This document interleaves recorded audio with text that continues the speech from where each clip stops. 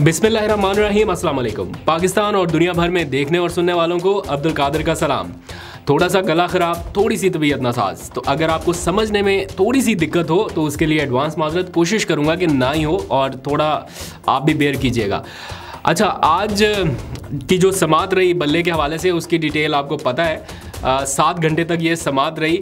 ये समझ लीजिए कि सियासत का सुपर ओवर चल रहा है। आपका बल्ला भारी है या इलेक्शन कमीशन का फैसला, इसका डिसीजन जो है वो कल हो जाएगा होपफुली, और कल ही सारे मामलात आपको बहुत ही क्लियर हो जाएंगे। अभी तक जो क्लैरिटी नहीं है वो सारी चीज़ें आपके सामने आ जाएंगी। तो इस 7 घंटे की समात का निचोड़ क्या रहा, मैं टॉप 10 पॉइंट्स आपके सामने रखूंगा, ताकि अगर किसी ने ये लाइव समात नहीं भी देखी तो उसको थोड़ी सी क्लैरिटी हो जाए कि क्या क्वेश्चंस और क्या मेन जो हाईलाइट्स थी। टॉप 10 पॉइंट्स आपके सामने रखूंगा। फिर इमरान खान को जेल में एक ऑफ़र मिली है, इसका इंकशाफ उन्होंने ख़ुद भी किया और जेल से बाहर निकलकर उनकी बहन ने भी बताया कि इमरान खान ने अपने वकला को और हमें ये बताया है कि उस ऑफ़र के बदले उनके 200 से ज़ायद या जितने भी केसेस हैं वो सारे ख़त्म हो सकते हैं। उस पर भी बात करनी है। और फिर द इकोनॉमिस्ट का आर्टिकल, उसका जलवा अभी कम नहीं हुआ था, तो अभी अल जज़ीरा का लेटेस्ट आर्टिकल आ गया है और वो इन सारे मामलात से बहुत ही ज़्यादा रेलिवेंट है और बहुत ही ज़्यादा जुड़ा हुआ है। तो पूरा आर्टिकल तो मैं यहाँ पे आपके सामने नहीं पढ़ सकता, मैं लिंक डाल दूंगा अगर आप पढ़ना चाहें, लेकिन उसका जो पहला पैरा है, सिर्फ पहला पैरा, वो मैं आपके सामने रखता हूँ और अपनी ऑडियंस के सामने भी कोशिश करूँगा थोड़ा ट्रांसलेट भी कर दूँ, ताकि कुछ ऑडियंस है जिनको थोड़ी सी मुश्किल होगी समझने में, तो उनको भी आसानी से समझ आ जाए। तो ये पहला पैरा आपके सामने रखता हूँ, इसके बाद फिर बाकी मामला पर बात करते हैं। आर्टिकल के मुताबिक, election engineering, is Pakistan's February vote already rigged? Even with Pakistan's electoral history, some analysts believe the coming vote might be among the most unfree yet। यानी उसने हेडलाइन में ये क्वेश्चन उठा दिया कि क्या पाकिस्तान के इलेक्शन इंजीनियर हो रहे हैं? इस पाकिस्तान से February वोट यानी फरवरी 8 के जो इंतखाबात हैं वो ऑलरेडी रिग्ड है। और अखबार के मुताबिक कि पाकिस्तान में कुछ एनालिस्ट ये समझ रहे हैं कि ये शायद मुल्की तारीख के सबसे ज़्यादा मुतनाज़े या अनफ्री यानी गैर शफाफ इलेक्शन होने जा रहे हैं। फिर उन्होंने साथ ही लिखा, a former prime minister, Imran Khan का हवाला देते हैं कि a former prime minister is in jail, यानी इमरान खान जेल में है, and election authorities are busy stopping his party's candidates from contesting. यानी जो इलेक्शन अथॉरिटीज हैं, ऑब्वियसली इलेक्शन कमीशन की तरफ इशारा है, क्योंकि सारी निगरान हुकूमतें इस वक्त जो सूबे में है या विफाक में उसके मातहत है, और वो ये कह रहे हैं कि इलेक्शन अथॉरिटी यानी जिनका काम इलेक्शन कराना है वो बिजी हैं स्टॉपिंग हिज पार्टीज कैंडिडेट्स, यानी इमरान खान के जो कैंडिडेट्स हैं उनको कॉन्टेस्ट करने से रोकने में बिजी हैं। फिर आगे उन्होंने जो इस वक्त क्रैकडाउन चल रहा है उसके बारे में भी लिखा। फिर आगे वो लिखते हैं, एंड अनदर एक्स प्रीमियर, यानी ये अब नवाज शरीफ साहब का हवाला दिया जा रहा है यहाँ पर, उसके बारे में वो लिखते हैं कि and another ex premier previously imprisoned and then in exile, यानी जो जेल में गए और फिर जिला वतनी काटी, is now back with the cases against him dropped, यानी वो वापस आ चुके हैं और उनके सारे केसेस खत्म हो चुके हैं। Less than a month before Pakistan holds it's 12th general election on February 8, यानी 8 फरवरी के इंतखाबात आने से सिर्फ 1 महीना पहले concerns are mounting among analyst and section of the political class, यानी खदशात बढ़ते जा रहे हैं ना सिर्फ तज्जियाकारों में बल्कि जो पॉलिटिकल क्लास है उसमें भी, that the coming vote might rank near the top of the list of most manipulated votes in the countries democratic journey, यानी आने वाले जो इंतखाबात हैं ये मुल्की जमहूरी तारीख के सबसे ज़्यादा मैन्युपुलेटेड इंतखाबात की टॉप लिस्ट पे जाने वाले हैं। ये खदशात बढ़ते जा रहे हैं, ऐसा कहना है अल जज़ीरा का इस आर्टिकल में। तो और भी बहुत सारी चीज़ें हैं जो खदशात को बढ़ा रही हैं, उनके ऊपर बाद में बात करेंगे। अब आते हैं ज़रा जो आज सुप्रीम कोर्ट में हुआ बल्ले की कार्रवाई के हवाले से। मैं, अगर आपने पूरी कार्रवाई नहीं देखी तो 10 पॉइंट्स आपके सामने रखता हूं जिससे आपको अंदाज़ा होगा। जल्दी से समराइज़ कर दूंगा पूरी स्टोरी, ताकि अगर 7 घंटे आपने नहीं भी प्रोसीडिंग देखी तो आपको आइडिया हो सके। और फिर इसके बाद मैंने जिक्र करना है इमरान खान साहब को जेल में मिलने वाली खुफिया ऑफ़र के बारे में, जिसका जिक्र आज उन्होंने अपने वकला से भी किया, मीडिया के लोगों से भी किया, और उनकी बहन ने आके मीडिया टॉक करते हुए भी बताया कि इमरान खान को ये ऑफ़र मिली है जिसके बारे में उन्होंने हमें आज आगाह किया है। तो जनाब आज 7 घंटे की समाअत हुई। इस समाअत में जो मेन हाईलाइट है वो जो मैं अभी तक अंडरस्टैंड कर पाया हूं वो ये कि बल्ला बचाने के लिए पीटीआई के पास अभी भी चंद घंटे बाकी हैं, लेकिन उनके वुकला को पूरा जोर लगाना होगा।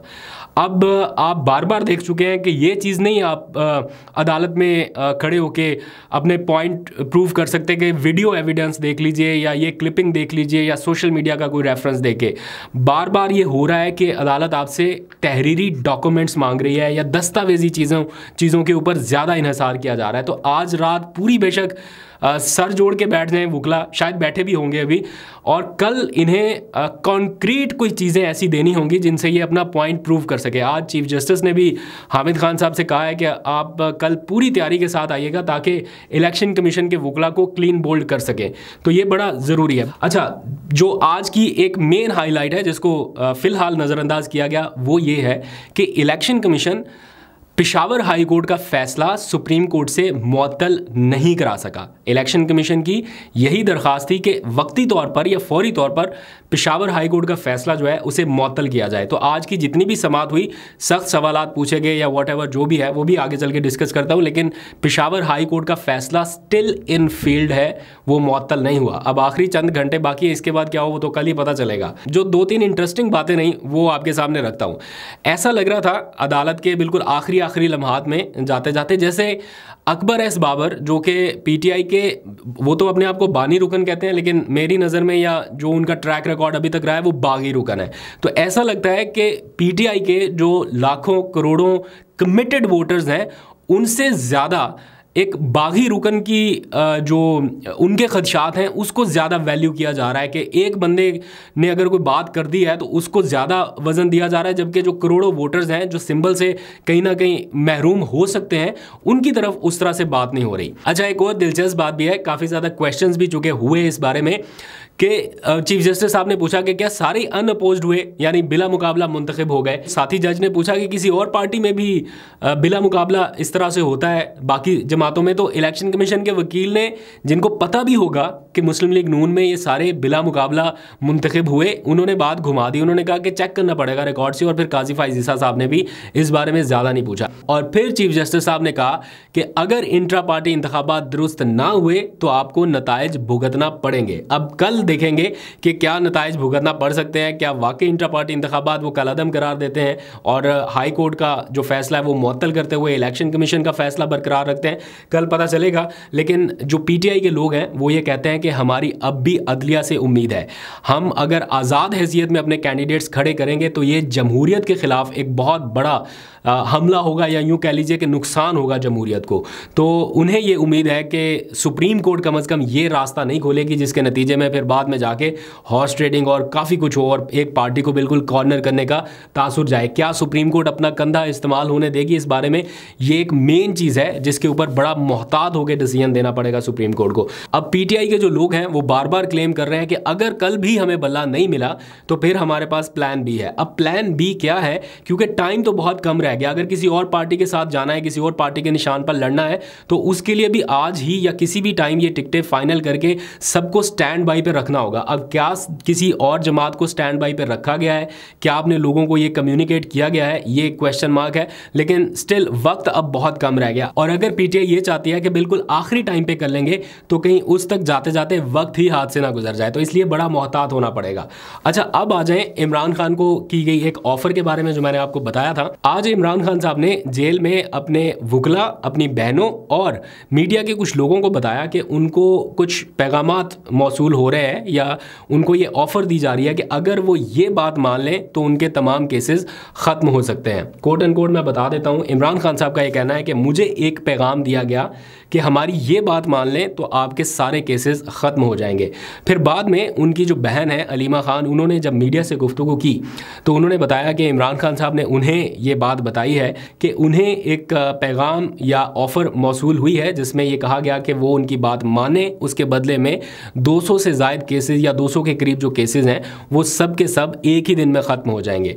तो अलीमा खान ने क्वेश्चन उठाया कि एक ही दिन में ये सारे केसेस किस तरह से ख़त्म हो सकते हैं। अगर बात मानने से या ऑफ़र कबूल करने से ये केसेस ख़त्म होते हैं तो दैट मीन्स कि फिर अदालती निज़ाम कहाँ पर स्टैंड करता है अगर सिर्फ किसी की बात मानने से ये केसेस ख़त्म होना है। बहरहाल इसकी तहकीक होनी चाहिए या 100% ऑथेंटिसिटी के साथ ये बात रिपोर्ट होनी चाहिए कि क्या वाकई उनको ये ऑफ़र कोई मिली है या नहीं मिली। लेकिन ये चूँकि वर्जन उनकी फैमिली का है और इमरान खान ने मीडिया से बातचीत करते हुए बताया, इसलिए आपके सामने रख रहा हूँ। क्या ऑफ़र मिली, किसने दी, इसके बारे में हमें फ़िलहाल कुछ मालूम नहीं है। दूसरी एक और बड़ी खबर ये है कि मुस्लिम लीग नून और काफली का जो इत्तेहाद नहीं हो पा रहा था टिकटों की तकसीम के हवाले से, उसमें आपने ब्रेकिंग न्यूज़ देखी। फिर मुस्लिम लीग नून और MQM के बारे में भी कुछ रिफ्ट्स हमें सुनने को मिल रही थी। आज शहबाज शरीफ ने अपने कागजात नामजदगी वापस ले लिए जहां से MQM के रहनुमा ने इलेक्शन लड़ना था। और एक ब्रेकिंग न्यूज़ अभी की ये है कि अब रावलपिंडी में भी PMLN और इस्तेहकाम पाकिस्तान पार्टी के दरमियान कुछ इख्तलाफात बढ़ रहे हैं और ऑथेंटिक सोर्सेज की जानिब से ये बताया गया है कि इस्तेहकाम पाकिस्तान पार्टी के जो सीनियर रहनुमा हैं आमिर कियानी, वो NA47 इस्लामाबाद से इलेक्शन लड़ना चाहते थे और ये भी उनकी ख्वाहिश थी कि PMLN के साथ उनका सीट एडजस्टमेंट हो सके और वो मुतफ़िका उम्मीदवार के तौर पे सामने आए। लेकिन अभी की ताज़ा तरीन इतलात ये हैं कि आमिर कियानी ने NA47 से अपने कागजात नामजदगी इस बुनियाद पर वापस ले लिए कि उनकी नून लीग के साथ सीट एडजस्टमेंट नहीं हो पा रही थी। तो इख्तलाफात जो हैं वो भी इस तरह के सामने आ रहे हैं। फर्दर जो भी अपडेट होगी आपको बताऊँगा। अभी तक के लिए इतना ही। अपना बहुत सा ख्याल रखिए। अल्लाह हाफ़िज़।